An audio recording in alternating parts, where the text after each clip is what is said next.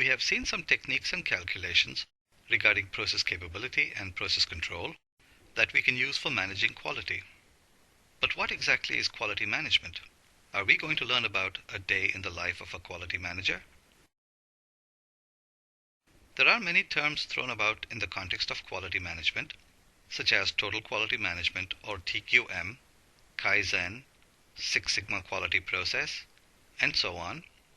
In a lot of respects, these are not really competing frameworks, but rather different ways of packaging the same basic contents. Let us begin with the term total quality management. TQM stresses the word total, which implies that quality is the responsibility of everyone in the organization.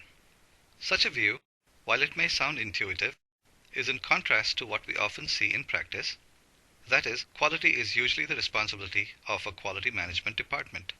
This quality management department is populated with a staff of incorruptible individuals whose sole job is to catch all the mistakes that others make. That's sort of like saying the police force is responsible for maintaining traffic safety. Nothing wrong with that, of course, but are we then saying that individual drivers are not responsible at all? We have the production department that is bent on trying to pass on defects, so we need the quality inspectors. We have the accounting department that is bent on cooking the numbers, so we need the auditors. We have the police force itself that is bent on being corrupt, so we need internal affairs. That is the kind of cops and robbers mentality that the total in TQM aims to combat.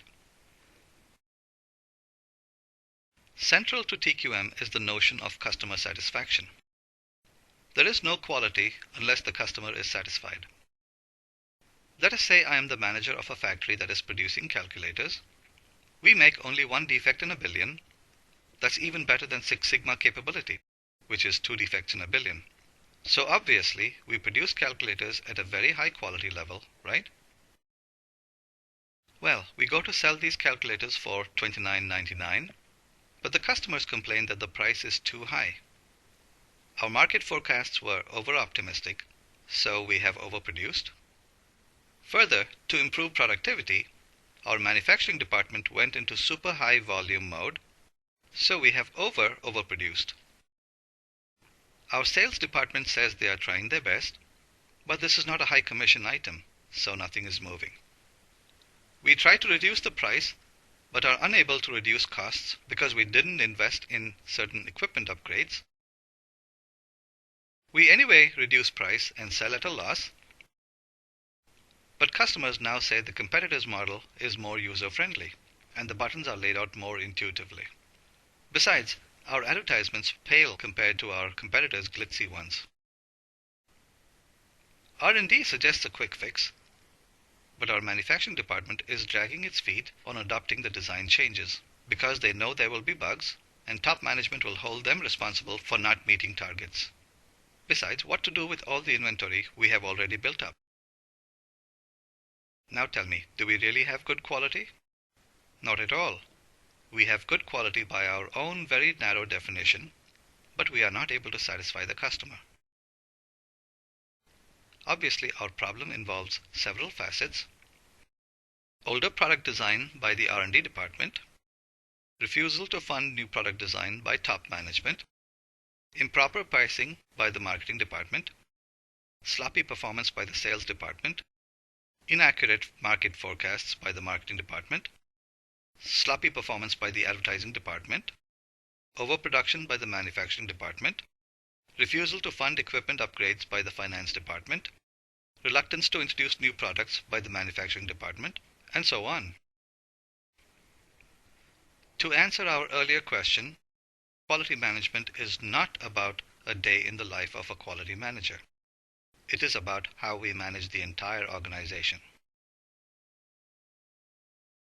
An important foundation for customer satisfaction is customer focus. How many companies do you know of that don't say things like, "Our customer is king or queen"? Now, how many customers do you know of that don't agree? Just because customer focus is stated policy, it is not going to magically materialize. When it comes to customer focus, It is somewhat easier to bring customer focus to those entities within our organization that come into contact with the external customer. For example, sales personnel are often made to focus on the customer via sales commissions.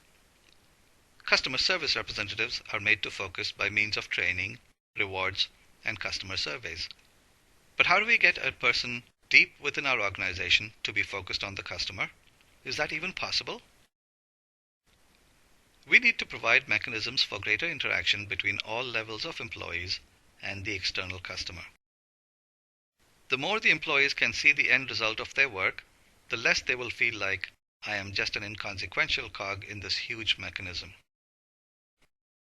We also need to provide employees training on how all the different parts of the organization come together to serve the external customer, and how they fit into this big jigsaw puzzle. Even more important is the recognition that the term customer satisfaction applies to more than just the external customer. Even if each employee is not connected with the external customer, each employee is indeed connected with one or more internal customers. If I focus on my internal customer, who then focuses on his or her internal customer, who then focuses on his or her internal customer, and so on, ultimately we have built a tight chain that is geared towards satisfying the external customer. But the reality often is that I really don't like my internal customer. I struggle all day long to produce this widget and meet my daily targets. Meanwhile, that bozo in the accounting department keeps asking me so many irrelevant questions and complains if I don't format my report with this and that number in bold. And that buffoon in the shipping department? He wants me to stack all the widgets neatly just to make his job easier. Do I look like his assistant? Let him stack the items neatly himself before putting them in the box. And what about my internal suppliers? That geek in the IT department has still not answered my call about my computer glitch, because of which I am unable to serve my customer. Quality management is not about somehow magically satisfying the external customer. It is about setting up processes that satisfy every internal customer, thus enabling a satisfied external customer.